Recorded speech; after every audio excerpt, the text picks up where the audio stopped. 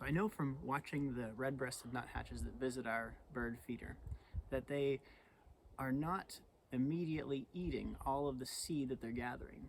They're taking some of it and they're hiding it in different nooks and crannies in the forest.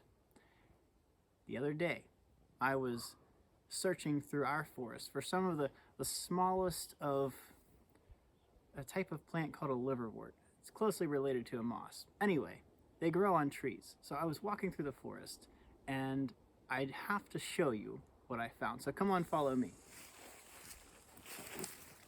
So imagine you're a red-breasted nuthatch flying through the forest with a black oil sunflower seed. Oh! With a black oil sunflower seed that you have just gathered from the feeder. Where are you going to put it? Well, you're looking for all these little nooks and crannies, crevices, in the notches of branches, under the bark. As you can imagine, it would be very difficult for somebody to stumble upon one of these, what's called a cache.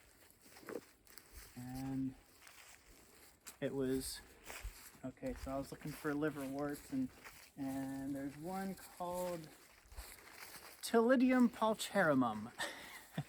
You don't have to remember that. But anyway, I was looking at this liverwort right here growing on this tree, and look what's tucked right within it. A black oil sunflower seed right there that a red-breasted nuthatch probably jammed in right like that, tucked it in nicely with its beak, and it's going to come back for that sometime later during the winter when it really needs food. There are probably upwards of 1,000 seeds hidden throughout the forest, just like this one. Thanks for tuning in to the ADK Bird Buffet. Check out WNNC.net for more cool videos like this one and to find out about upcoming nature outings through Wild Neighbors Nature Connection.